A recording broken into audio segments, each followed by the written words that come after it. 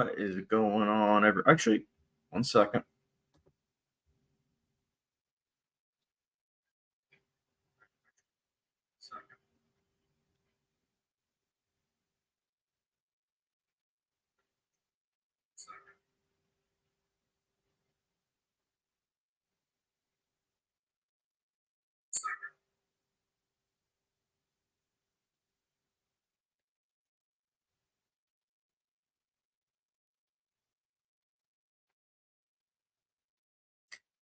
There we go. What is going on, everyone? So, I apologize for the later than usual live stream. I was finishing up watching a movie, and I also found out earlier today that Marv, one of my good friends, who him and I we've been live streaming together the last couple of weeks. I found out that he unfortunately isn't able to live stream today. Um, so he is planning to try to make it next week. So for today, though, he is unavailable. But I am available, which is nice. So I figured I would do a live stream. I know it usually takes a little bit for people to get in. Let me just double check and make sure the audio is working.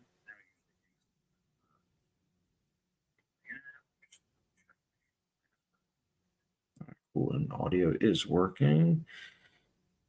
Cool. Great.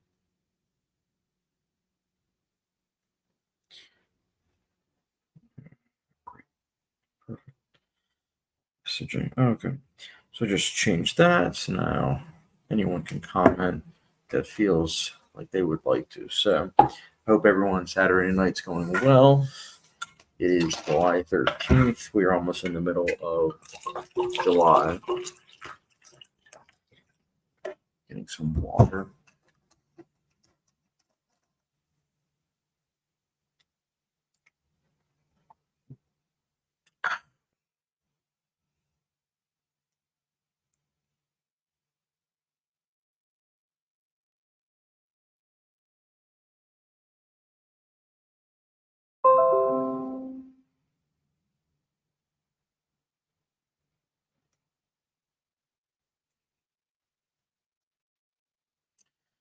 Get notification. Dropbox. What's going on?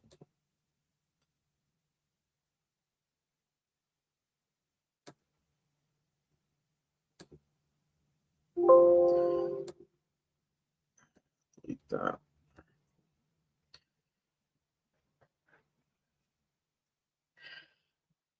So, in regards to the channel, I'm sure some of you saw I got monetized officially at the very end of May. Um, but recently, within the last week, I actually got fully monetized, meaning like ads, which is a huge thing. So now that I have that, it's nice. The only thing that kind of stinks is that some of my videos won't be monetized just because I used to like copyright music in one of my old intros. So some of the videos I either have to mute the intros or like certain sections. And that includes, ironically, I filmed a Criterion Collection haul the other day.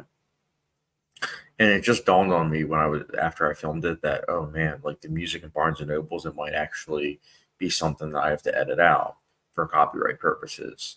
Um, so that will be coming out pretty soon in terms of like video wise, and I'm excited to give you guys that. There's just one more Criterion Blu-ray that I'm looking to pick up before finishing up the excuse me, the video. Today I finished filming and editing top 10 Western films of all time. Collaborated with my friend of Sergey of Skynet Gent with that one. So that's a 45-minute video. I think it's 3 seconds shy of 45 minutes. So it's a big video. I'm excited to unveil that though. That will I'll either have come out next month or the month after. I haven't decided yet. And then I'm planning to do top 10 action films, and I do have a collaborator in mind that I have spoken to him. Um, but I won't fully announce who it is until we actually do it. Once we start, then I can say, hey, yeah, guys, this is how it is.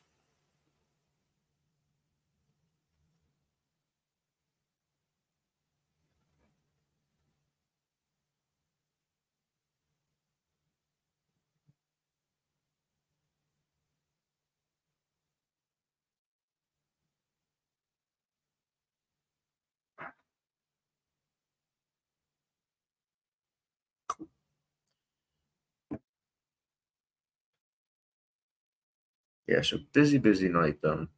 Yeah, I watched a film called To Die For. It's a Gus Van Sant film, starring Nicole Kidman, a young Joaquin Phoenix, and a young Casey Affleck. And holy cow, I'm so glad I blind bought that as a part of the Criterion sale because that was a great film. I'm so glad I own that now. Need to watch all of Gus Van Sant's films, but I would say right now that's number two. Good Will Hunting, of course, being number one.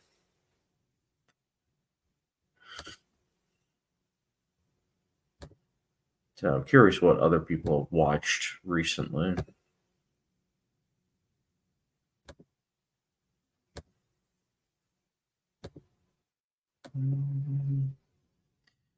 Just click that.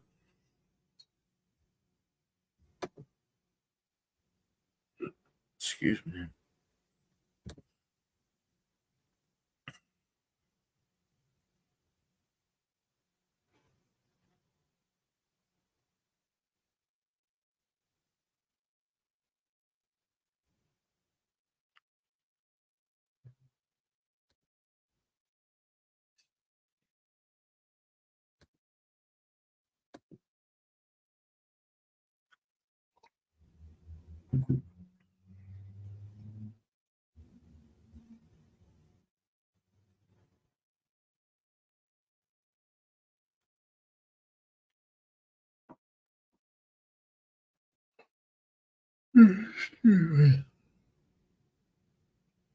I know. Yet again, I'm tired doing a live stream.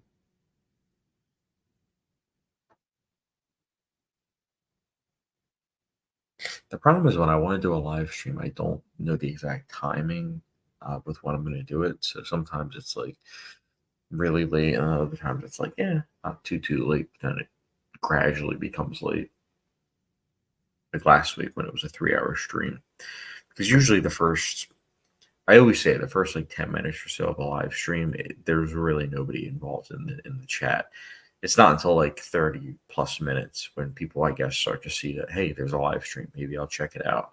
Um, and then towards the end, of course, that's when it's like at the peak. There's so many people, and it's just like it's a lot. I'm like, oh, but it's nice. I enjoy doing this. So I'm glad that I'm making it a weekly thing.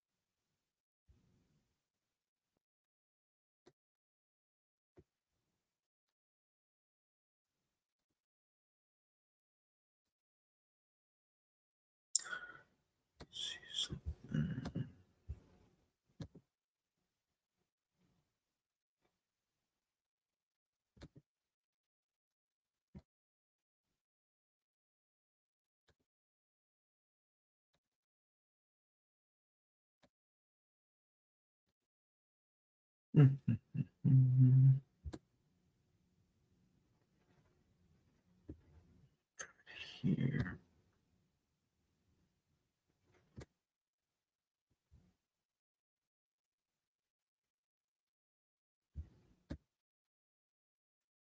so I'm just playing around with banners, getting more situated in the stream yard.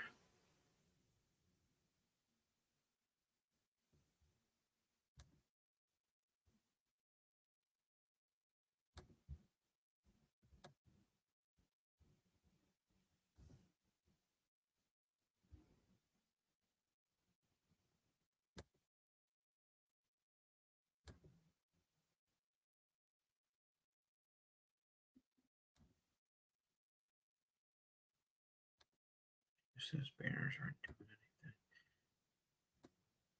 Sorry, it gives background options and like looking at them, I'm like, oh, I wonder what this will do. As it turns out, it's not really doing much, like at all.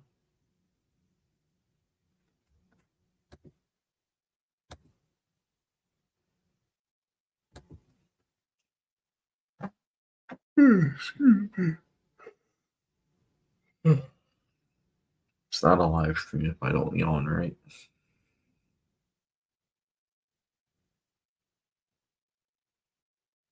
So yeah, I mentioned earlier I'm doing top 10 Western films of all time, top 10 action films of all time.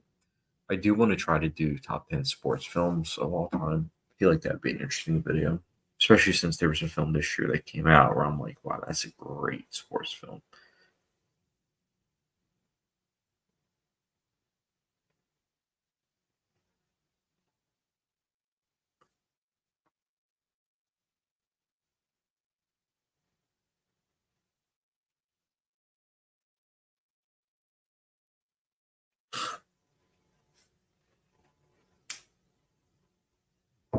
Hey, we have our first comment.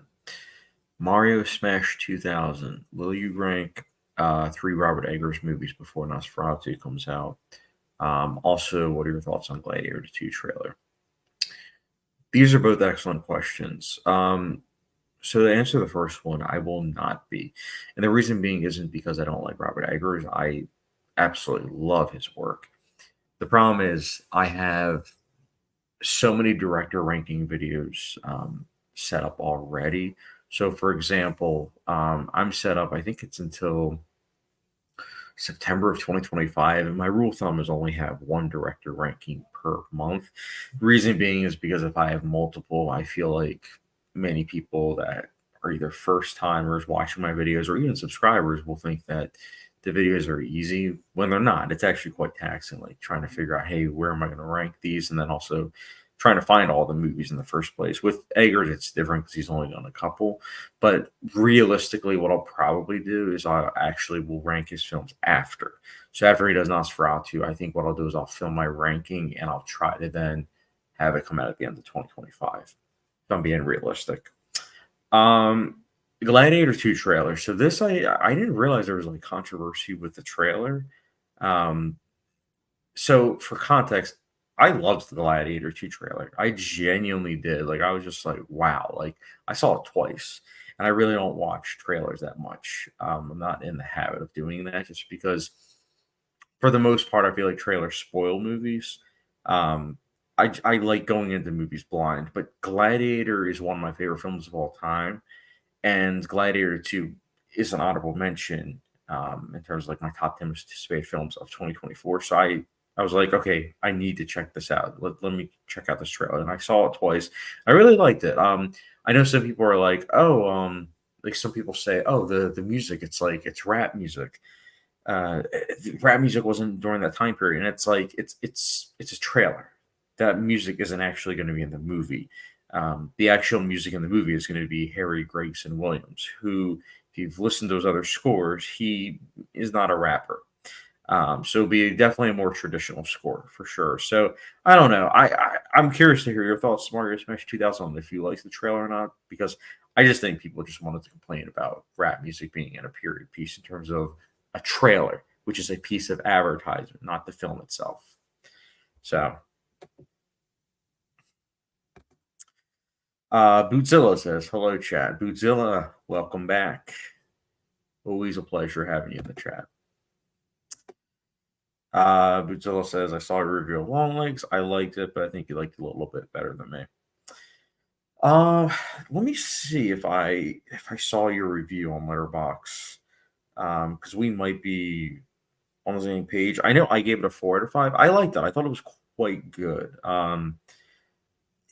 It had it had such a good atmosphere, and I really liked the tone of Long Legs. Like it was palpable. Like watching that film in a packed theater, which I did, I was worried at first because I know horror audiences are like notoriously terrible, but the horror audiences were actually respectful. I was very happy about that. Um, so yeah, I liked it quite a bit. I'm looking for your review right now. I forget, Bootzilla. You might have told me this before. What's your letterbox username? So that way I know. 'Cause I'm trying to find. I'm looking for Bootzilla and I'm not seeing it. Leave that off to the side. But yes, I did like Long Legs quite a bit. I already want to rewatch it. I mentioned to my wife actually about watching it with her because I think she would like it, but that might be for a couple weeks because I know we're going to be watching the early screening of Twisters Wednesday night. So, and then tomorrow, yeah, I can still say tomorrow for 28 more minutes. Tomorrow, Sunday, I am going to the theater to see Robot Dreams, which I've been looking forward to for a while. I know it got nominated for Best Animated Feature for technically last year, but I'm considering it this year because it got a technically wide release this weekend, which is July of 2024. So I'm counting it as a 2024 film, but I'm excited. I've heard it's similar to like Shaun the Sheep film, where it's like all visual storytelling. So I'm excited for that. So I'll be seeing that. I'll be seeing Twisters, and then there's a third film I believe I'm going to be watching. Let me look it up. I know it's an indie film. Let me see. It's gonna bug me. Yeah, it's an indie film. I don't really know much about it. I just know the title. Well, I don't know the title because I'm looking it up, but I just going into it when I watch it, I just will know the title. National Anthem. That's the one. I'm going to try to also watch that sometime this week. Um, I've heard that's really good. I think the trailer was playing at one of the movies I had seen previously, but I just like looked away because I was like, I don't want anything spoiled. So those are what's kind of on the radar. Oh, also Inside Out too. I'll finally be watching pretty soon. So, and I get movies, as many of you know, I get movies out from my local library, and I usually put holds on them beforehand. So there's a couple of new films that the holds are coming in pretty soon. Sleeping Dogs with Russell Crowe. I'm actually very excited to watch that. It seems like something I would like. And then Godzilla X Kong. The Blu-ray came in at the library for that, so I'll watch both for free, see if I like them.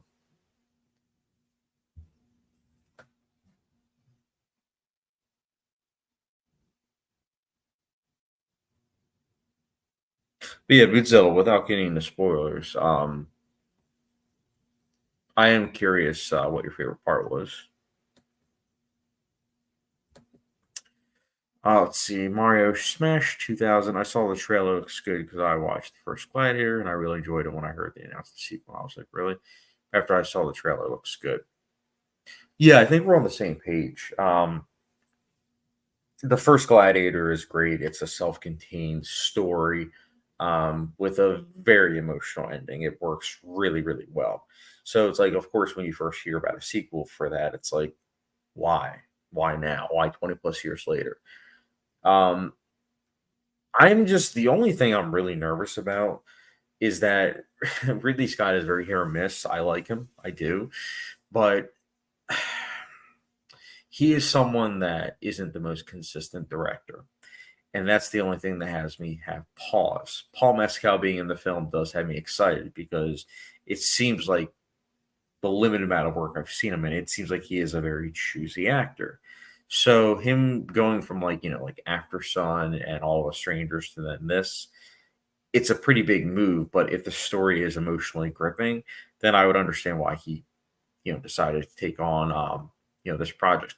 But I don't know. I don't know how good this film's going to be or not. I'm hoping it will be though. Um, and I do agree. The trailer it looks good, like it really does. Um, it seems like it's going to give everything fans want whilst at the same time expanding on the story.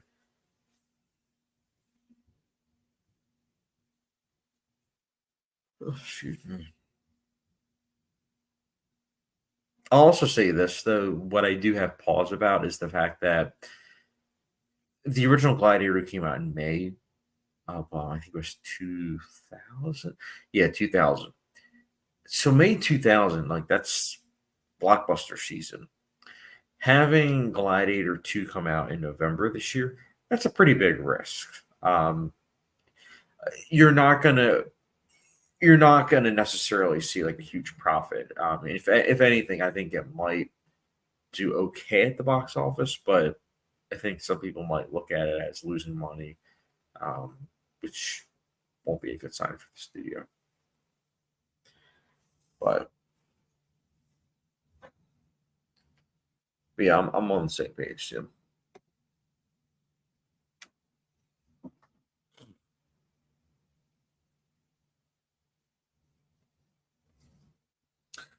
Oh, Mario Smash 2000. What are your thoughts on DreamWorks announcing Shrek 5? Uh, um, I'm not happy about it, to be honest with you. I actually just watched Shrek 1 to 4 a couple months ago. It wasn't that long ago. And my wife and I, we decided we wanted to watch the whole series. And I especially wanted to do that because I technically have only saw the first one. And I remember at the time thinking it was good, but I didn't see any of the sequels. On rewatch, I think the original is solid.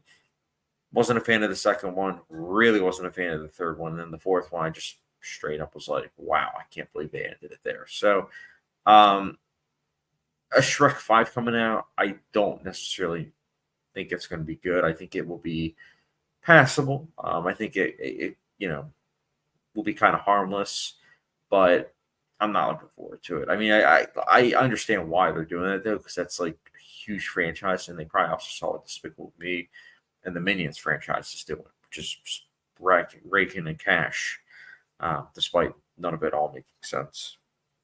What are your thoughts, though? Are you excited for Shrek 5?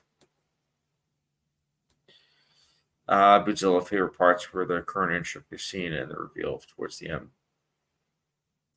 Yeah, so it's funny because the reveal at the end, there were some elements that I saw coming around like a little bit before the halfway mark, but there were other things that did surprise me. And I do think it's a pretty well made.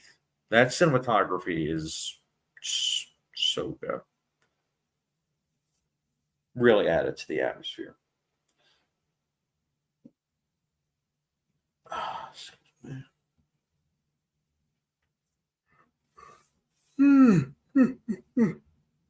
Sorry, guys.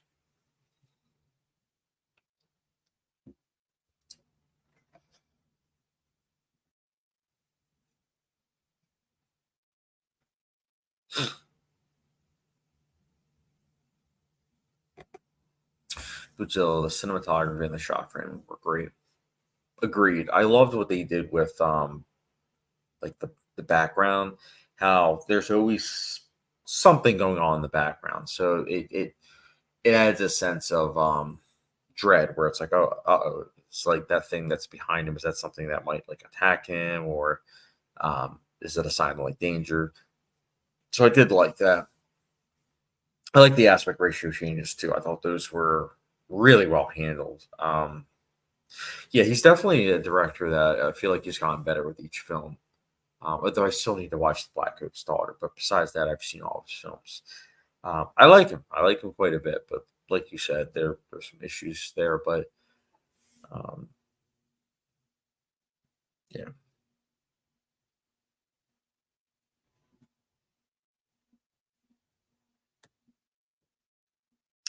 Oh, can't articulate. What is up? Can't articulate is in the house, dude. I was looking at before I went on live stream. No joke. I was literally looking at your what's it called? Your response. Let me read it now. Actually. Anime by Blue Velvet, if anything, but not a high chance. I'm not really a physical media guy. I just wanted to try it out once, maybe in the future. I hope, honestly, can't think of that. I hope that you continue with physical media because I think that I think you'll really like it. As you saw with the video and audio quality of like something like Lost Highway and Mulholland Drive, like it's top notch as opposed to like streaming. It's decent, it's passable, but it's not that same level. Skynet Gen, yo, chat, what's up? There he is, Sergey of Skynet Gen. I was just talking about you earlier, about how I just finished editing our top 10 Western films of all time list. It is 3 seconds shy of 45 minutes, so it's gonna be a big video. But I should be releasing that either next month or the month after. I haven't quite decided just yet. Um, maybe or maybe this month. I know I have a couple videos already set up for this month, but what else is new? I have that set up for the next like 3 4 years. Um, Mario Smash 2000. I mean, I see your point that the Shrek sequels are not as good as the first one. Also, I hope that they use the same animation style like Puss in Boots: Last Wish. Yeah, I mean, again, I don't mean to sound like a Debbie Downer when it comes to the Shrek movies, but I feel like when you get into the fifth entry in any series, it becomes very hard to top what was set up in the first place. Like Shrek 5, is it going to be better than the first? No. All we can really hope for is that it will be as good as the second. But even the second, I'm not a fan of. So I don't know. Like, it, I feel like the Shrek franchise is going to become what the Despicable Me franchise is, which is, am I going to continue watching this? Like, I don't even, to be honest with you, like Despicable Me, I don't even know if I watched the third one. I'm pretty sure maybe I did. I don't know. And Shrek, it's the same thing because I watched those movies recently. I know I had did, but in a couple of years, if you were like, Chad, did you like Shrek 3, 4? I'm going to be like, did I watch that? Like, I'm not even going to remember. And I don't know. I feel like Shrek 5 might be that case. I mean, the first Puss in Boots was that case. I think Puss in Boots: Last Wish is better than expected, but I didn't love it. I thought it was all right. Um, can't articulate it. Oh, that sounds like a good list. I'm slacking on watching westerns. Oh, dude, you should check some out. Speaking of physical media, I think, could be wrong here. I think Kino Lor's sale for movies is still going on, but I would recommend the if you wanted to dabble into the western genre, I would start with. Well, actually, it really depends on your preference. Like if you want like light westerns or more gritty westerns, answer down below, and then I can give you actually a good starting point because it really depends. Like for me, I like the more you know how do I put this? The more morally gray westerns. That's what kind of draws me to the genre. Um, versus years and years ago, it was more like the good versus evil kind of thing. Scott Knight and Screw, Shrek sequels. What about Paddington 3 coming out in January? So this is something that it pains me to say, but I didn't see the trailer for Paddington 3, so I can't really attest to how it looks. But I am nervous because I'm a huge Paddington fan. Like I watched the TV show growing up. I have very fond memories of that. I love Paddington 1 and 2. Like Paddington 2 in particular is just fantastic. It's like a Wes Anderson film if it was, with bears. So it's cool. Like I loved it. But Paul King's not directing the third one. It's a different director. So I don't know. I feel like Paul King, the director, really added a lot to that series. So I would still check it out. I'm still kind of curious about it, but I'm not like ecstatic the way I was when Paddington 2 came out. Um, but we'll see. We'll see. Especially because it's coming out in January. Although, to be fair, Paddington 1 and 2 also came out around the same time. So, but I'm excited. I'm excited, but also, you know, kind of reserved, if that makes sense.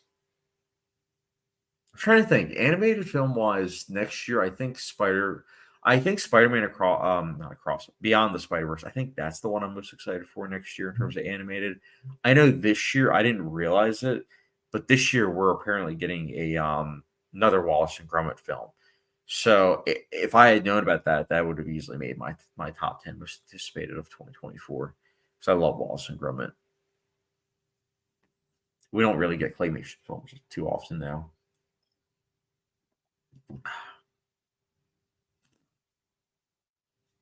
But yeah, Shrek sequels, I don't know. I really don't know. There's something else. There's another. Oh, I think Minions. I think we're getting another Minions movie, which, man, I don't know. Those are like cash cows.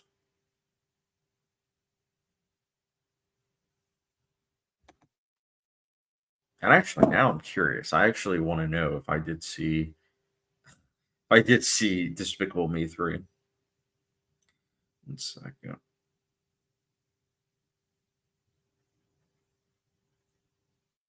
Mm, I don't think I did see Despicable Me 3. I know I saw Despicable Me 2. I saw Despicable Me 1. I've only seen Despicable Me once, and then Despicable Me 2 once as well. Um, Minions, I saw the first one. I forgot that there was a second one. Oh no, did I see The Rise of Gru? No, I didn't, because I would have remembered a young Gru. But yeah, I saw the first Minions, and I wasn't a fan.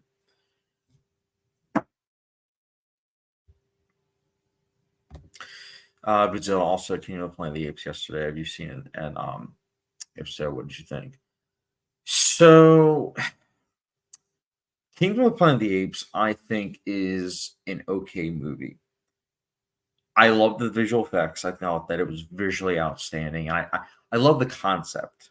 I think the concept of a figure that did a lot for people, but then gets misinterpreted and then utilized for religious purposes to spread fear and hate, violence, is a fascinating topic that, when done well, can be just really, really engrossing. I just feel like the writing and the directing wasn't top notch. It was just very eh. So I feel like they kind of dropped the ball in terms of like the thematic richness. Like it kind of felt very hollow in that regards. But as far as popcorn fun, it was enjoyable in the moment. But other than the religious aspect, I really don't remember much about this movie other than the ending tying into the original, like from 1968. But if you liked Kingdom of the Planet of the Apes, I would highly recommend watching the other ones.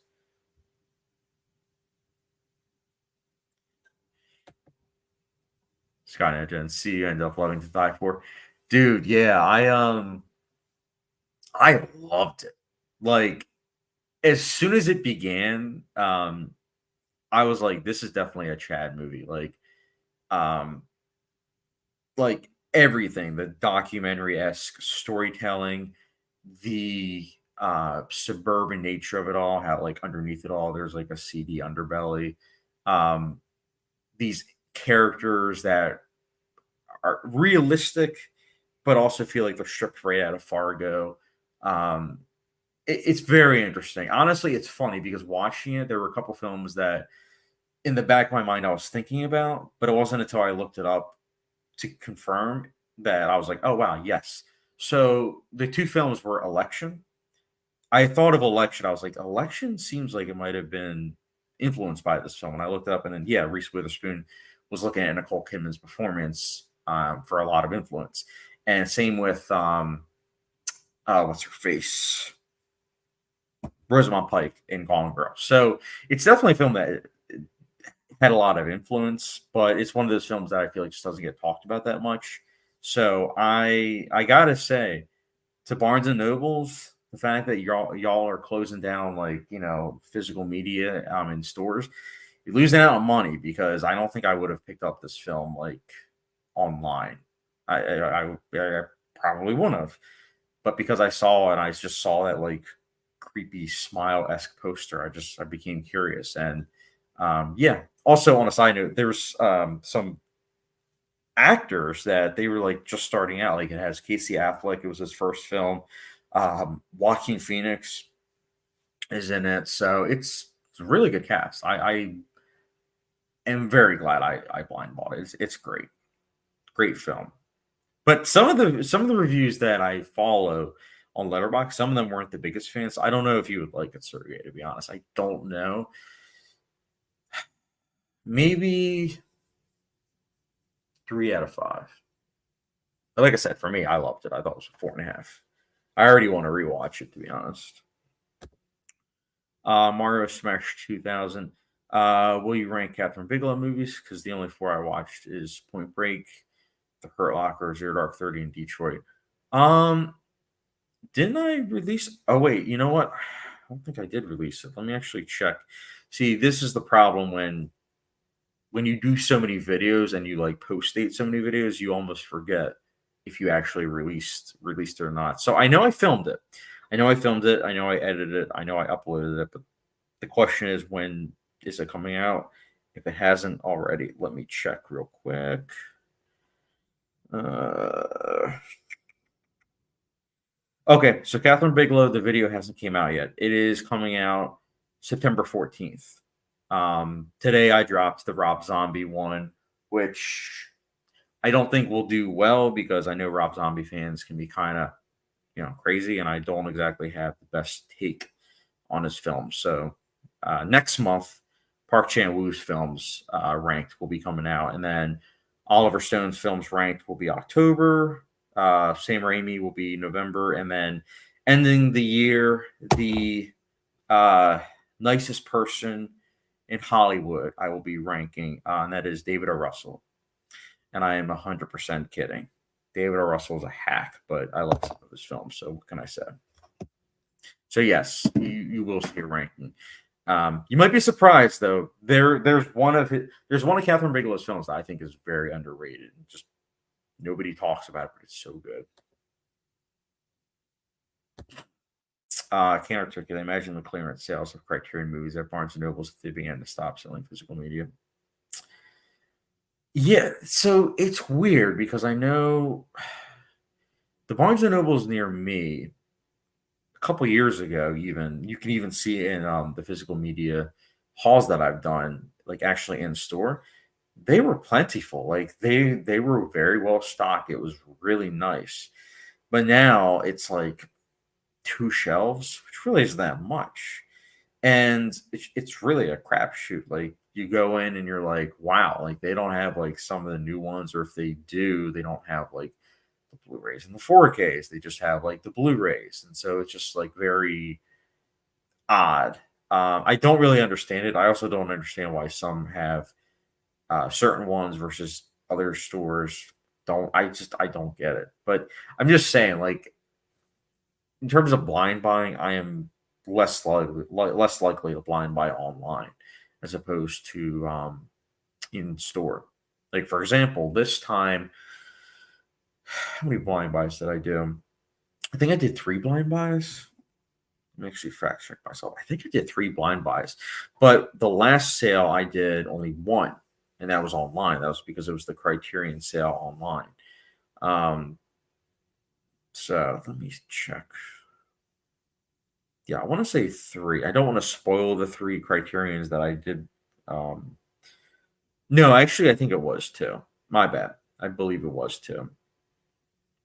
There was a third one that I was on the fence with, but I decided not to, and that was Secret Sunshine. I was close. I honestly, the second time when I went to the store, I almost bought it as well, but I was like, let me wait. I can't articulate. I went to the biggest Barnes and Nobles in my state, and I expected the Criterion section to be gigantic, and it was only like 2 shelves. Ah, yeah, that's sad, man. I don't know. See, it's one of those things where I want to do a video tackling that, and I was actually going to film it today, but I legit ran out of time because of all the stuff I had to do. But I just think that it's such a shame that convenience triumphs over quality. You know what I'm saying? Like, for example, Mulholland Drive, it's like you can watch it on like a low bit rate on streaming, or you can watch it high bit rate, really, really good quality on physical media. And, you know, convenience outwins, unfortunately. But I don't think physical media will ever go away fully. I just think that a lot of stores are pushing more towards online, which I don't like because physical media is about not just, oh, I'm buying this item. It's also about, does it come with a slipcover? Um, it is it damaged a little bit? Like, is the ends a little bit broken?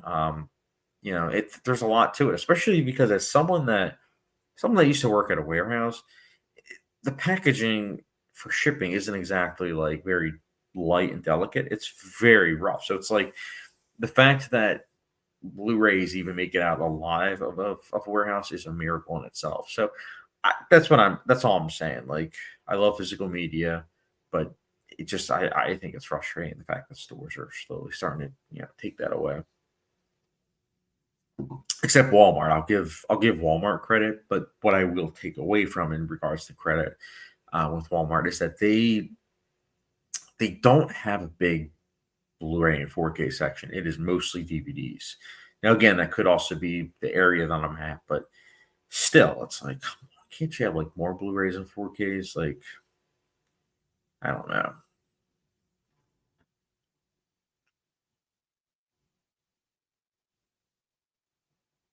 Oh, excuse me.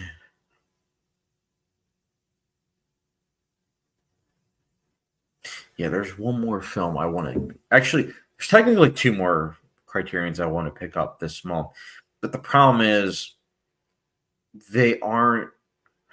How do I put this? The one isn't the usual $20 online in regards to like Prime, and then the other one, um, I pre-ordered. I don't want to say pre-ordered. I placed a hold on both at Barnes and Nobles, but it was supposed to come in like days ago, but it hasn't. And when I reached out, they said, "Oh, it might be a couple other days, but we'll reach out to you." So it's like, I don't know. It's just that part's frustrating.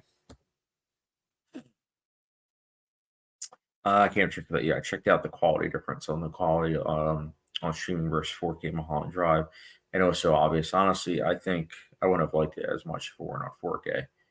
Yes, that's an excellent point. Um, when you have something that's like at a lower quality and it requires like the best quality because of just it being such a visual presentation, such as like a David Lynch film, it really takes away from it. I feel like so the fact that you get to experience it on the top quality that you can watch right now, that's awesome. So I agree, and I would also recommend something like that's why I have those lists of like my favorite Blu-rays, my favorite 4Ks. So that way, hey, like if you want to start this collection, this is where you start. I should do. You are kind of inspiring me. Part of me wants to do like a top 10 Criterion collections, like meaning like, hey, these are the ones that I think are the best. But also like, if you want to get started with this, this is what it is.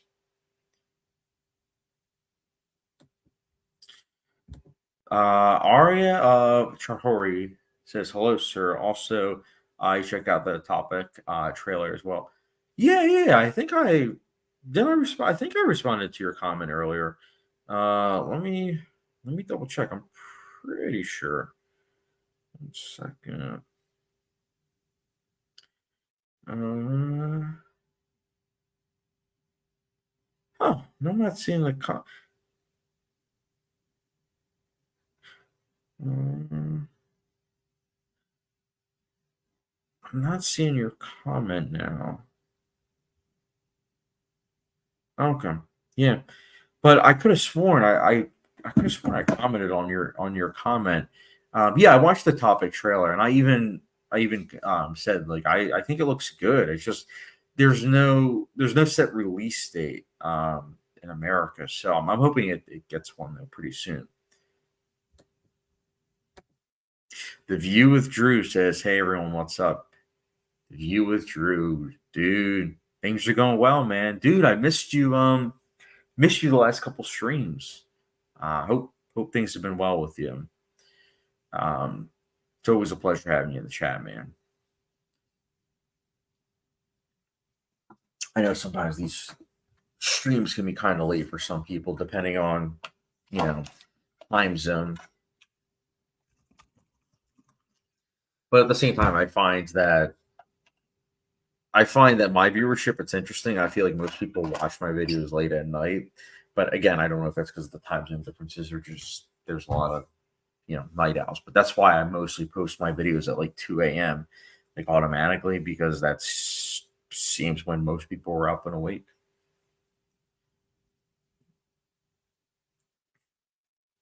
But I have posted some videos like earlier. Like, I think my ghost story review I posted at like 7 the one night. But actually, let me check. Excuse me. My next Next video. So my next video, actually, my next video is coming out in 6 days. It's the 2023 Academy Award Best Picture nominees ranked July 20th, and ironically, it is at 2 a.m. And then top 10 streaming movies I want on physical media, that will be July 26th. That will be 2 p.m., not 2 a.m. So July, though, I think the reason why I don't have another top 10 list is because those I'm also trying to spread out because those are also can be difficult. Arya Chahuri says the topic movie has premiered in India, Canada, Australia, Switzerland, Finland, Texas, USA, UK. But the funny thing is, it didn't premiere in their own country, Philippines, due to gore. Interesting. Okay, so you're saying it was at like film festivals, right? Um, okay, that's interesting. Yeah, it is. Censorship is weird, man. It really is. Like I said, I do want to watch it though. Mario Smith 2000. What is your favorite Clint Eastwood? Did he direct? That he directed. Mine is Mystic River. So I am planning to do a Clint Eastwood director ranking list, but I will say, as of right now, I would say my favorite is Unforgiven. I think it's an incredible film. It's a masterpiece in my eyes, and I think his directing is just sublime. Yeah, I loved it. Mystic River, I think, is great. I really like Mystic River. I've seen it several times. I own it on Blu-ray. Very good choice. The question is, what's your least favorite of his? Because I have one in particular where I'm like, I don't think this is going to get topped. The View of True awesome news. I will be getting tickets for Deadpool and Wolverine to see it opening night. Oh, dude, awesome. Yeah, I got my tickets. I think it was like what was it? 2 months ago. I feel like at this point, I got my tickets. Yeah, that long ago. I feel like. But yeah, I'm planning to see it. I have the date for I think it's July 25th. So yeah, I'll be seeing. I think it's in Dolby. So I'm assuming you're really excited because I know you're a fan of Logan, of course, based on your profile. I remember that. I can't articulate. Mystic River was great. Gran Torino was so great too. Yeah, Mystic River is a very fascinating character study. Um, Gran Torino, I remember liking, but I haven't seen it since my first viewing, which was like a decade ago. I haven't had the urge to revisit it, but I definitely respect it. Like I think it's an interesting character study for sure.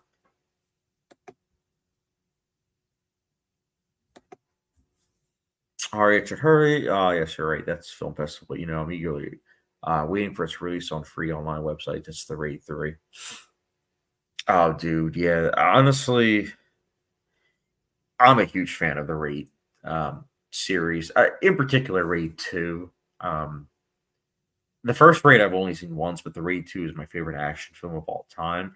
So I've seen it many times. So if it is on that level, that'd be pretty cool. Um, so yeah, I'm excited for that. Definitely keep me posted about when it's coming out. Murder Smash 2000, my least favorite Clint Eastwood movie would be Hereafter. That's a good choice. I will say what makes it for me the one that's not the worst is that opening scene of Hereafter. Like opening scene is incredible. Like just the visual effects, the reactions by the crowd. It's visceral. It's really good.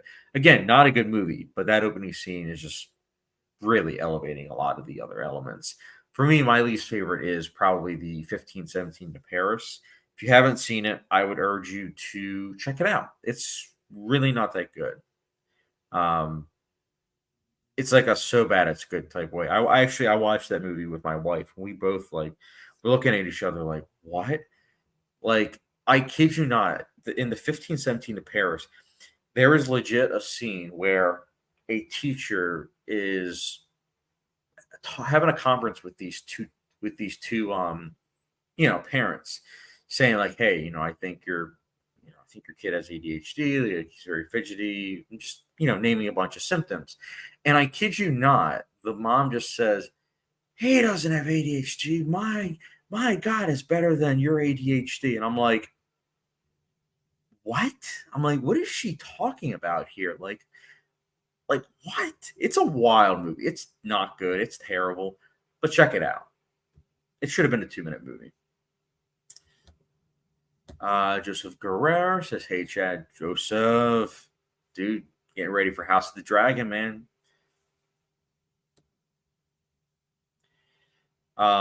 Can't articulate says, "I wish my library had Blu-ray. I would grab everything in their shelves." So my library, the Bucks County Libraries, what's nice is they have a mix of like DVDs and Blu-rays. So there are certain movies that do, have like actual Blu-ray releases. So for example, Dune Part Two, I rewatched a Blu-ray like at my library.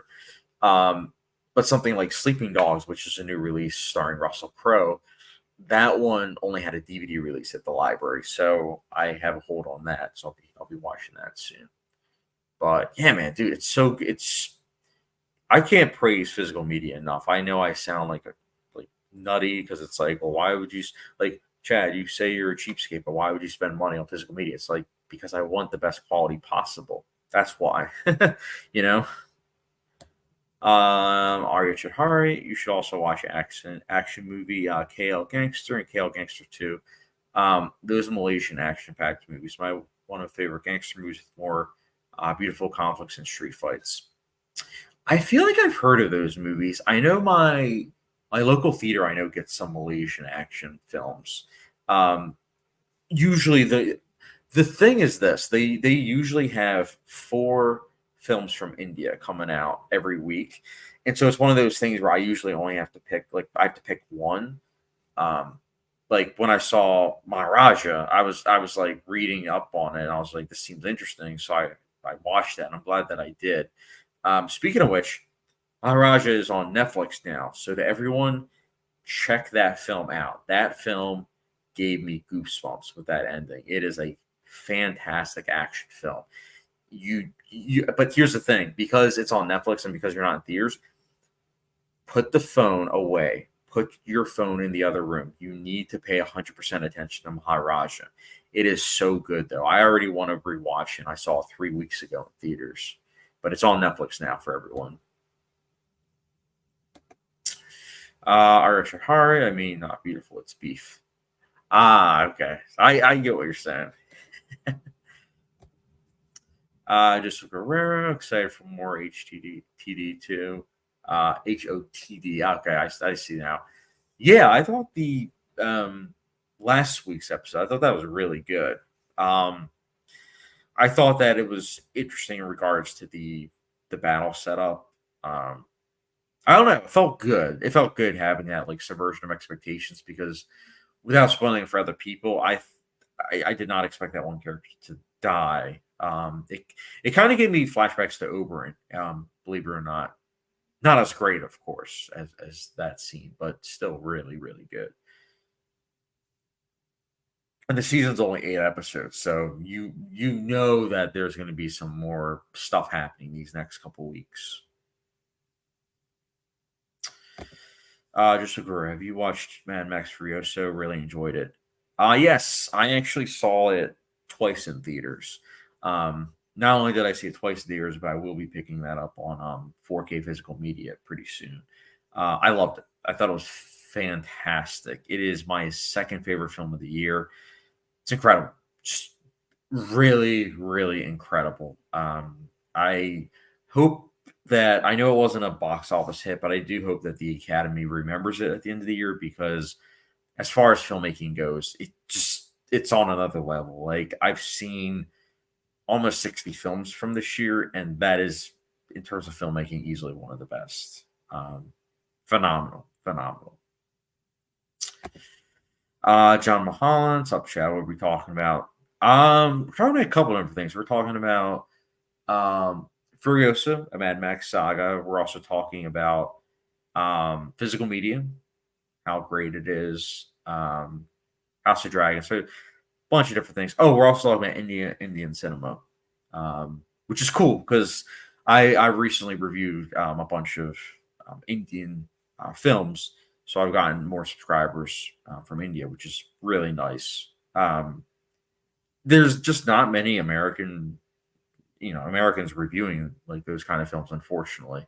Which is why I'm glad that a film like Kill, I don't know if anyone saw Kill just yet, but that's why I'm glad a film like that has kind of reached the mainstream. Because it's like, hey, that's pretty good stuff.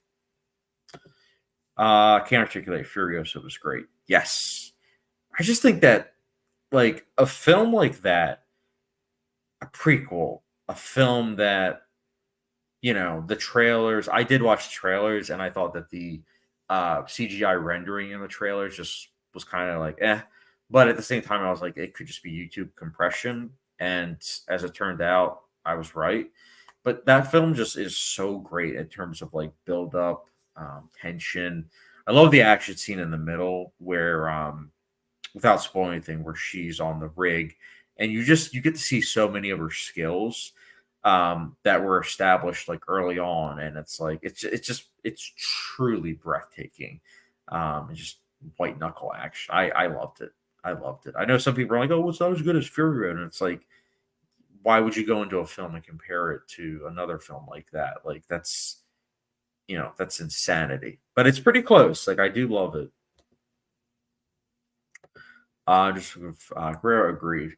Yeah, I love Furiosa. I will also say, I don't know if it's going to be topped, but I will say my favorite film this year is Challengers. That film, incredible.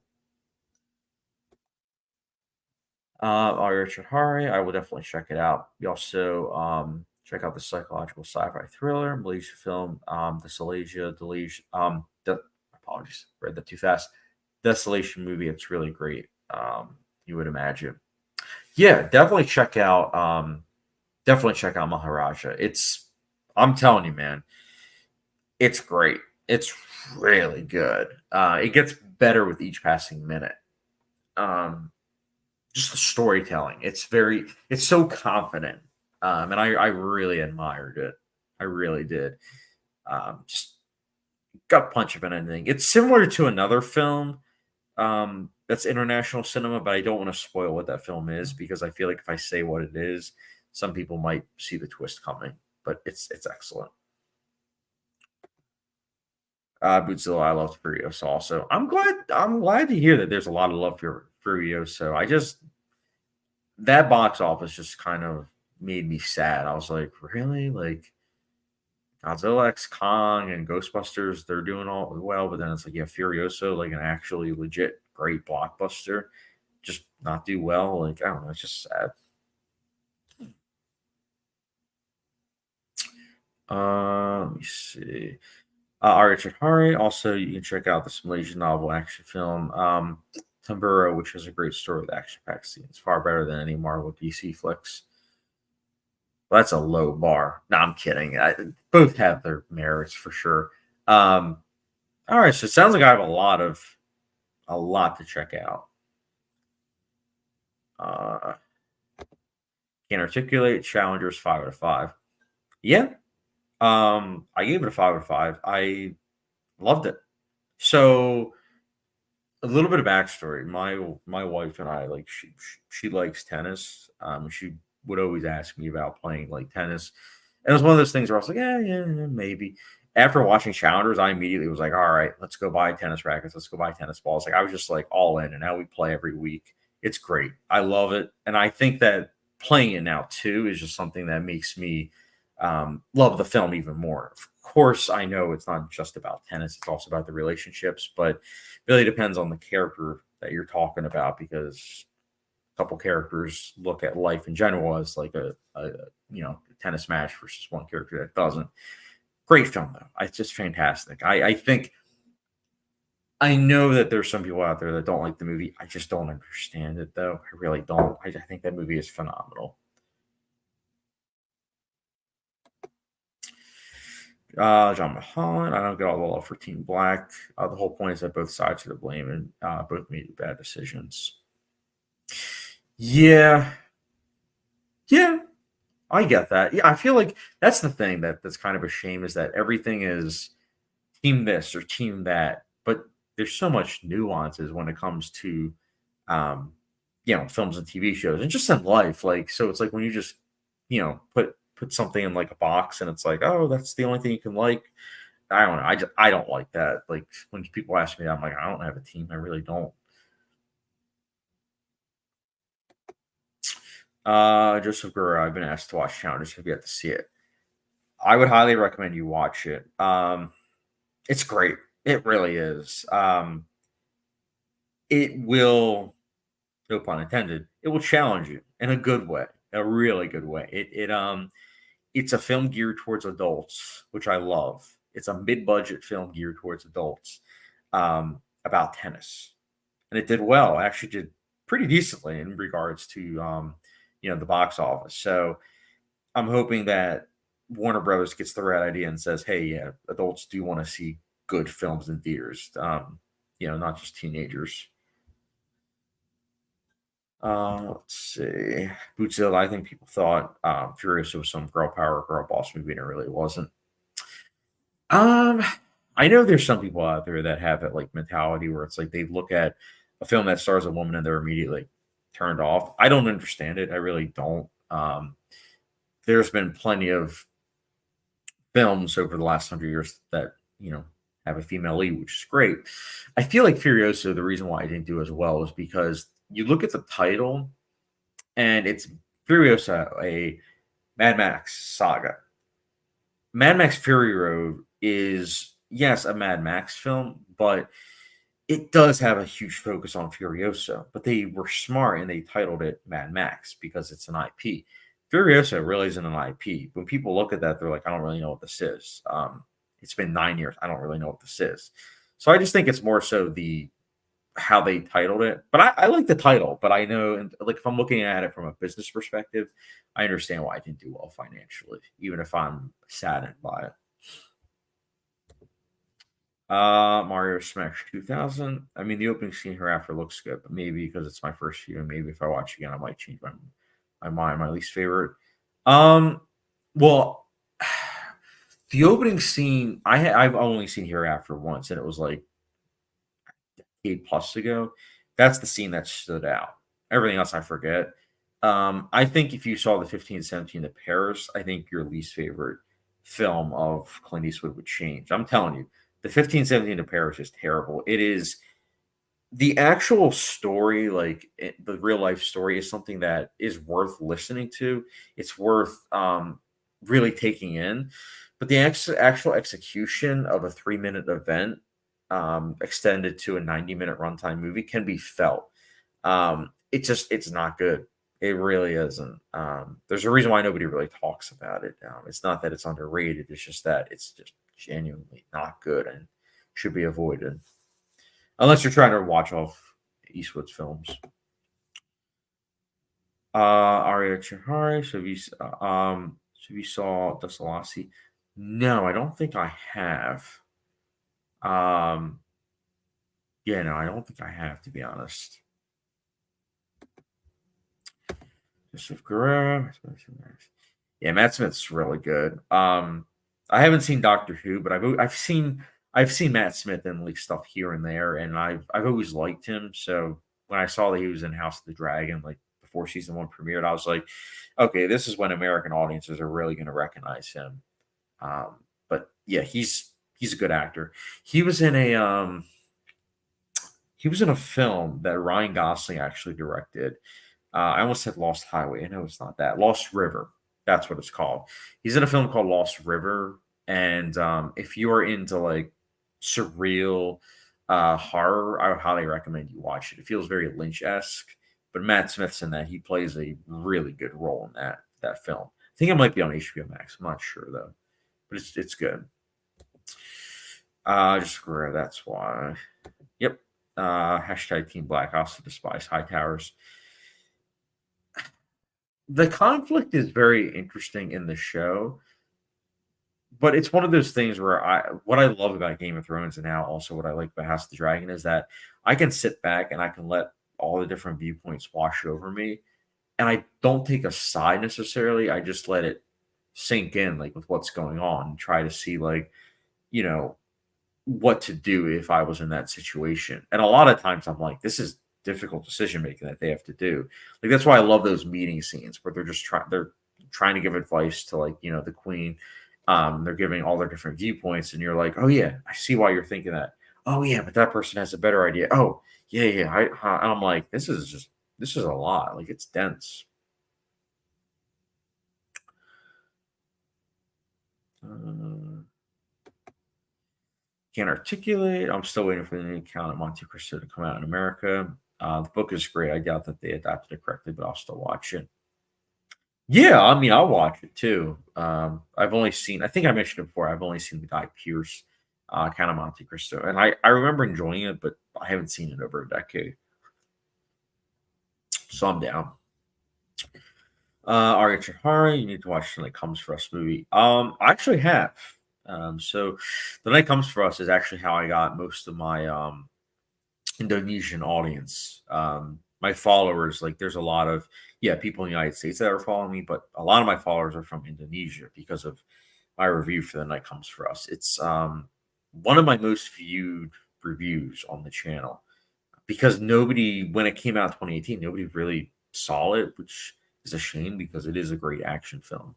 It's on Netflix, everyone. If you haven't seen The Night Comes For Us, highly recommend it. Let's see, John Mahalan. What's the director's filmography? Is pointless to complete. Uh, what's the director's filmography? Is pointless to complete. I'm trying to think of how you're wording this. Are you saying like which director's filmography is pointless to complete? Because in my opinion, I would say the one that is pointless to complete is the one where it's like you look and you see that they directed like over 100 films or it's like 40 plus and it's like hard to find a lot of their films. That's when it's like it's just not worth it. um Someone like Alfred Hitchcock is kind of veering towards that way where it's like I get a lot of requests to rank his work, but he's done so many films. He did a lot of silent films too, and a lot of them are lost. So it's like, how am I supposed to review? I mean, not review it, but how am I supposed to watch it and then properly rank it? You know what I'm saying? So it's just it's very frustrating. But I love doing it. I really do. Like I'm so glad I started doing that like 6 years ago, my director ranking list, because it was something I did off to the side. Like, I would keep track of it like on my phone. But I don't know. I had a gut feeling. I was like, just release it, see how it does. Like I did it for like me, and then it turned out people enjoy it. So I was like, all right, I'm gonna continue doing these director ranking lists. Mario Smash 2000. Yeah, the 1517 to Paris was often strange thing is that they cast the real people instead of actors, and so I changed my least favorites. Now the 1570 Paris is now my least favorite. Yeah, I the idea of casting the real life people is something that could work. Um, we've seen it in like a film like United 93 where they cast real life people. But that film, it's directed by Paul Greengrass, who does like, many different takes. Clint Eastwood is a notorious director of filming his films where they are done under budget. They're done fast and under budget, which for a studio is amazing. But when you have actors that aren't professionals, if you're doing the same shtick where it's like I'm only doing one or two takes, you're not going to necessarily get the best take out of someone that doesn't do this for a living. So for my end, I agree. It was kind of like a kind of decision because we all know how Clint Eastwood is. So yeah, you can change it however you want. Like it's up to you. I was just saying like for myself, like that's probably my least favorite.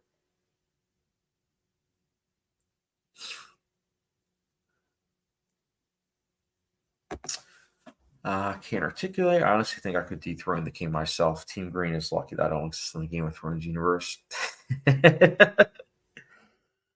Oh, you never know, man. In the world of Game of Thrones, you never know. I'm sure people said the same thing about what's his face,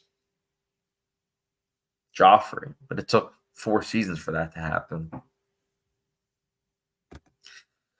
I should hurry, but Topic has surpassed the night comes for us. But Topic has more good underlying story than the night comes for us. I would prefer Topic over this film. Oh, nice. Like I said, it's not available in America right now, so that I can't even like check it out because it was when I looked it up online, it was only on film festivals. So, but like I said, when it comes to wide release, I'll try to check it out. Arya should hurry. If you saw Topic trailer and teaser trailer both, you'll understand that it actually has a good underlying story. Oh yeah, I saw the teaser trailer. Yeah, because you in my kill review, you had commented for me to check it out, so I did check it out. It looks really good. Just look around. I just viewed The Watchers because I'm a big M. Night Shyamalan fan. But man, his newer stuff just not as good anymore since Signs, The Village, Sixth Sense, etc. So the reason why is because The Watchers, he didn't actually direct it. He produced it, pretty much meaning that he just put the money up front. So The Watchers was actually directed by his daughter. Um, but that being said, he does have a film coming out that he did direct. It's called Trap. It's coming out August, I think, 2nd. And the premise is actually very intriguing. You should look up the trailer. Actually, no, don't look up the trailer. Just read the premise. It's simple. It's about a serial killer that goes to a concert with his daughter. And it turns out that the concert is actually a trap, hence the title. The police, the FBI, they're all outside the concert where they're going to be waiting for the serial killer to then, capture him. So it's interesting because you're going to be looking at, like, us as audience members are going to be looking at the film from the viewpoint of a serial killer. And so it's like, I really admire that premise because I'm like, you're really going to be challenging audiences where it's like, am I really empathizing with a serial killer? Like, am I going crazy? So I don't know. Like I'm excited for Trap. It is PG-13, but even still, I am genuinely excited for that film. Um, but I will agree. I think his last couple films, post Glass, just haven't been the same. But again, I love his business model. His business model is what I always tell people that should be the case, where you find you know lower budgets because then you make more. Mario Smith 2000. Yeah, United 93 did it better. Oh yeah, much better. United 93 is a great film. Um, it's fantastic. It's not the same premise, but it did utilize like people that weren't necessarily actors. But that film is great. It's about it takes place on like 9/11, so it's not an easy watch, but it is a great film. I would highly recommend it. Just agree. Oh, that sounds cool from that perspective. Yeah, I haven't. I feel like I haven't really seen a film like that before, where it's like it's a concert, it's a serial killer. It becomes like a cat and mouse game. So it has a lot of potential, and it's also starring Josh Hartnett, who you know kind of fell off the map, but now Oppenheimer and this, so he's really coming back, which I really like. I hope Trap's good. I'm really crossing my fingers. Can't articulate. I hope Trap is good. I'll keep my expectations low though because it's M Night. LOL. Signs was good though. Yeah, M Night Shyamalan. I feel like ever since he did The Happening and then The Last Airbender, I feel like ever since then people were like, "Am I gonna trust this guy?" You know what I'm saying? So I get it. I'll always like him though because he's a PA native. And actually, ironically, with where I'm living at, he actually filmed some science like in my area. So I'll always respect that he's like, hey, remembering his roots and whatnot. But he's good director. One of my friends, ironically, Marv, who when I have Marv back on the live stream next week, I can always bring it up. But Marv, who was in my last live stream and the one before that, he actually met M Night Shyamalan. And he actually has a picture and everything, which I think is really cool. I'm like, dude, I'm so jealous.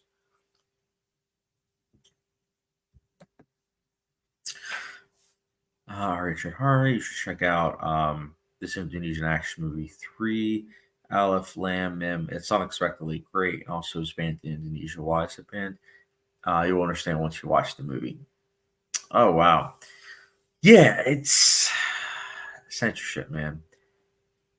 It's weird how like art can be censored like that. It's like people expressing themselves, you know. Tyler Van. Hey Chad, hope you're doing good. Dude, Tyler. Always a pleasure, man. Um, I like reading your reviews on Letterboxd. Keep up the good work, man. I really, really like your stuff.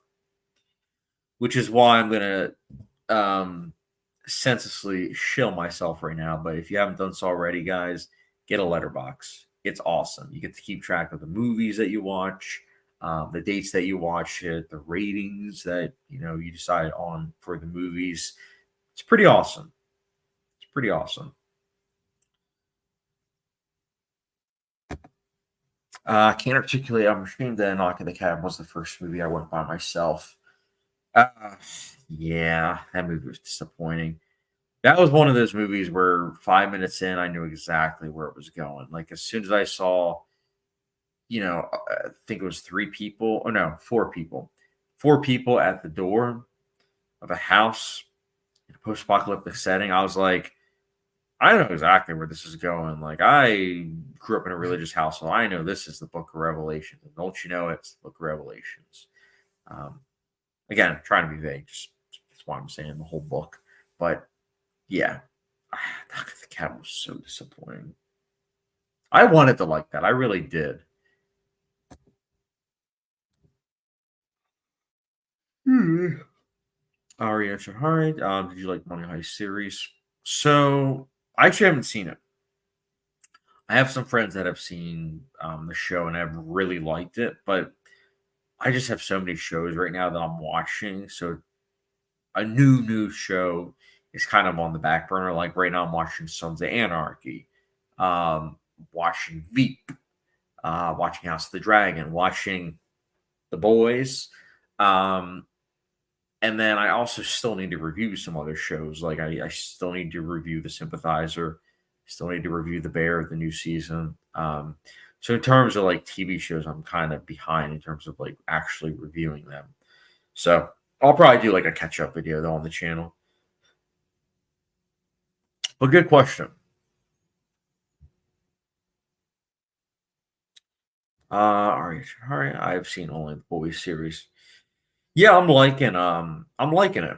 It's funny though because I see on like Rotten Tomatoes, I'll see like how audiences aren't liking this season or IMDb, you'll see some like review bombing.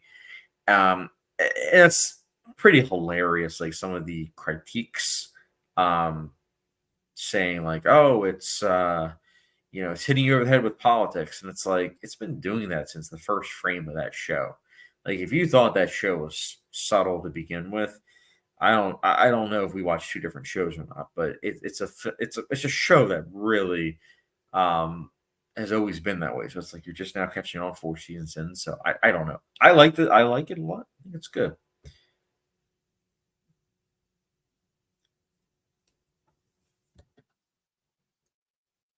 All right, Jahari, the Boys series was great. Yeah, we have the season 4 finale this Thursday.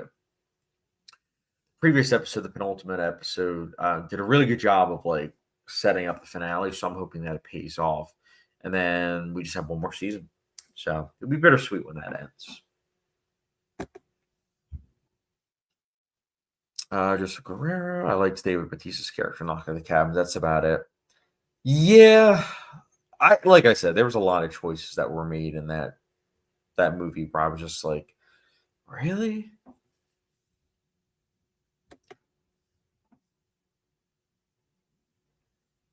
I can't articulate. Same. I have so many shows I'm still watching. I'm almost done with my HBO run. I'm on Band of Brothers right now. Then I'll go to Westworld. I still got 3 episodes left of Boardwalk Empire. So, Boardwalk Empire, I understand why you still have a couple episodes left because the quality of that show I thought really dipped in season 4 and 5. I think season 2 and 3 is where it kind of peaked. Um, But I am curious to hear your thoughts on season 5 so far, like what you're thinking about it. And then I definitely want to hear your thoughts on Westworld when you start that, because as you know, Westworld is one of my favorite shows. I don't care what anyone thinks in regards to that. I love Westworld. Love it. Just look rare. Love the boys. One season left after this. Yes, which I'm happy about. I think that ending a show 5 seasons in is smart. There are a lot of shows where you'll see that they become unwelcome, um, which is why I like shows where it's like 4 or 5 seasons long. So the boys kind of fits that criterion. So I think they'll stick the landing. I think they will.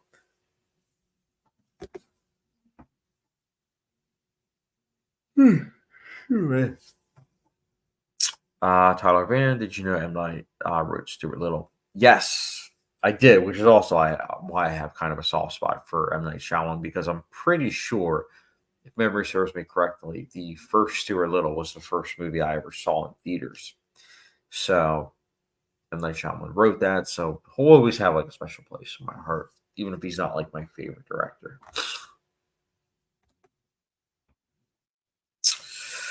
All right, Chidhari. Also, you should check out the series Special Force, Anarchy, One Cent Thief, and those are all Malaysian series. Currently, I'm watching the Indonesian action series, Tyro, which is great. Oh, nice, man. Yeah, maybe I'll check those out. Like I said, right now I'm kind of booked with TV shows. Oh, holy cow! I almost forgot. Not only did wow, I almost forgot. Not only do I have all those shows, but also just realized Wednesday, Cobra Kai, they're dropping the first set of episodes for the final season. I almost forgot about that. They're they're really dragging that out though because they're breaking up the final season not in 2 parts but three, and so I'm like, really?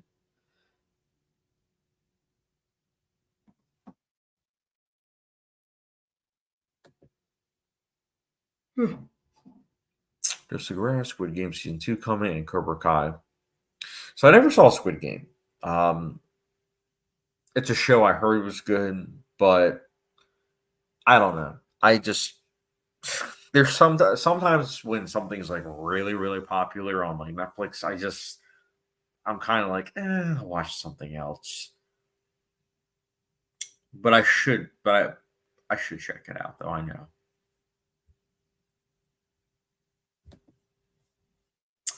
Just a Guerrero Cobra Kai should wrap up. Yeah, it's in its final season, but like 3 parts, breaking up a final season in 3 parts, kind of insane. I think.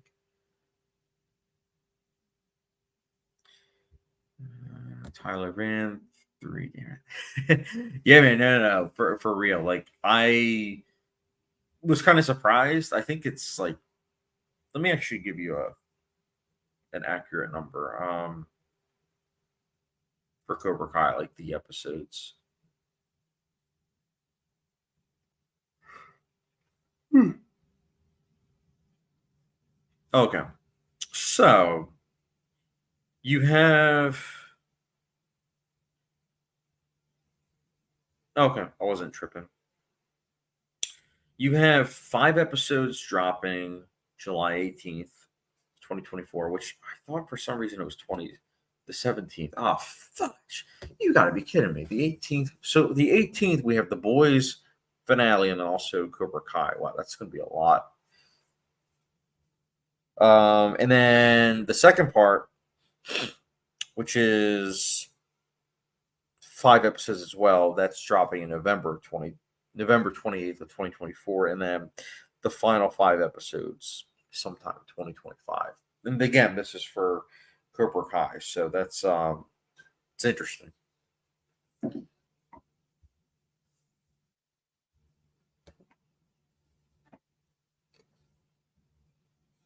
Can't articulate Boardwalk Empire. Love season 3, season 2, and 4 were good. The last season is whatever so far. Yeah, it ends on a whimper. Just giving you kind of a heads up. Season 4, I remember it had a slow start, but I do think that it built itself up really well by the end. And then I agree with you about season 3 and 2. I think they have some like really memorable imagery. So I do agree.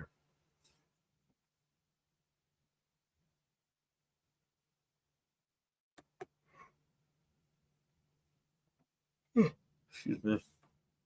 Richard Hari. Also, you gotta check out Polish action film Furioso. That sounds like the other Furioso. Jessica Guerrero. Squid Game is awesome. Had me biting teeth on how each game finished. Um, maybe I'll check it out at some point. Jessica Guerrero. Stranger Things Wednesday, not returning to 2025. Sage. So I haven't seen Wednesday yet. I've heard good things about it, but again, sometimes when something's like really overwhelmingly popular, sometimes I just put it on the back burner. Stranger Things. I've been under the belief for a long time, but I think I finally said it out loud recently. But I think Stranger Things should have been a one and done. I think that first season's so self-contained, so good. Um, but at the same time, I understand why. I understand why it's loved.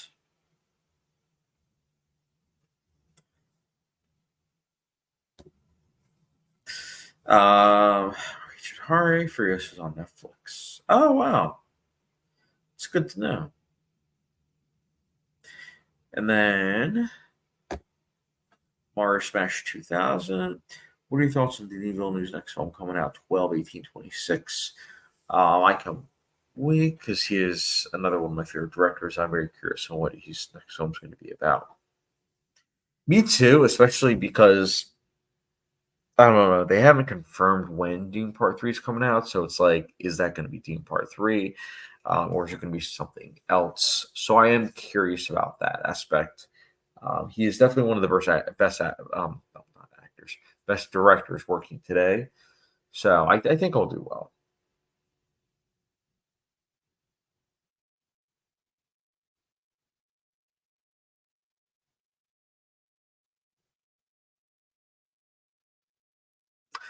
Also, guys, sorry, I'm getting tired. As you see, becoming instead of Sleepy Joe, I'm becoming Sleepy Chad. So I'll probably wrap things up in a little bit. But if you guys have any final questions, just let me know. Otherwise, if we could wrap up in like 5 minutes.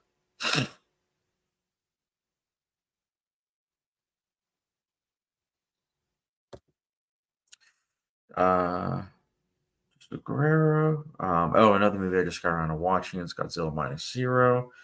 Um, was awesome, 10 out of 10. So yeah, I was late to that film too. I saw it for the first time June 8th, so about a month ago. I liked it. I overall liked it. I thought it was solid, but there were just some things that kind of held it back. Like without spoiling anything, there's a certain character where it's like, okay, they're probably dead, but then they, come back into the forefront like later on in the film. Um, so that was something where I was like, I don't know how I feel about that. But then not only just that, but there's like a certain character where it's like you think that they die, they didn't actually die, like stuff like that was just kind of like, eh. But I still liked it. Like overall, I liked it. It's definitely the best Godzilla film since the original.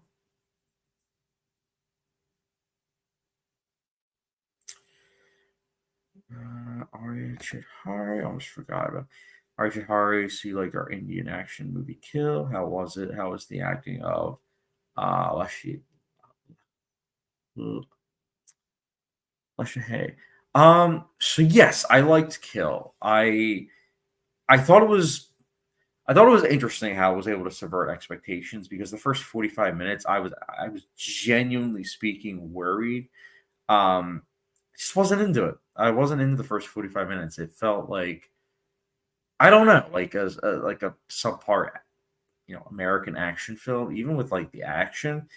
But then there's a certain element to the film where something happens and then all hell breaks loose, and from that point onwards, it becomes amazing. Like the last hour, I think it's great. I thought the acting overall was good. It's a film that for American audiences, you'll see that it gets a remake. It's already in the works, but I don't see this film being as successful. in that regard into American remake. I just don't see. I just don't see it. Bullshit. Scott Nation better a sleepy Chad than a Chad with a grazed deer. LOL. Oh, dude. Uh, yeah, I told my wife. I was like, so I guess that I was like, you know what? That was an earful amount of information we had to take in today as audiences. Uh, Yeesh. Just where the ending, yeah, which makes me think a sequel is coming. Yeah, like I don't know. It reminded me a lot of World War. I said World War Z. War of the Worlds. Reminded me of that, where again, not to try to spoil a film, but how a certain character you think dies, but then it's revealed later that no, they didn't actually die, and it's like that can work sometimes, but I feel like in disaster films where there's a lot of damage occurring all over, I just don't see that really being possible. And the world building didn't establish that, so just it feels like it's going against that, which I don't like.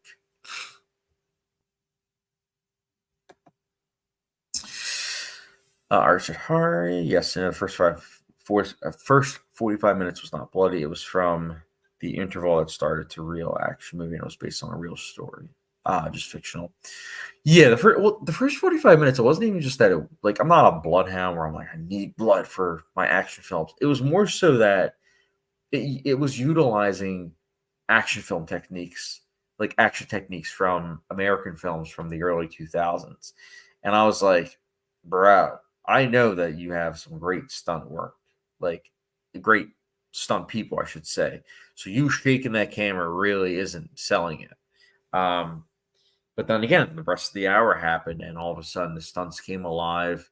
Um, again, I get it. Logically speaking, I get why it was done. I just, on first viewing it, the first 45 minutes, I wasn't a big fan of. But I get it. I just Guerrero, your wife is my cousin, LMAO. Tell her I said hi. Will do. Yeah, I know. You were at the wedding. I remember because I think it was like towards the end you were asking about like Game of Thrones, and I was like, yeah, I watch Game of Thrones. Um, love Game of Thrones. I've rewatched that so many times. Um, the biggest debate that my wife and I have is about Game of Thrones, in particular season 8. I feel like season 8 is like um, the equivalent of like politics. You know what I'm saying? Where it's like it's one of those things where it can push buttons on like certain people. But what can I say? I like season 8.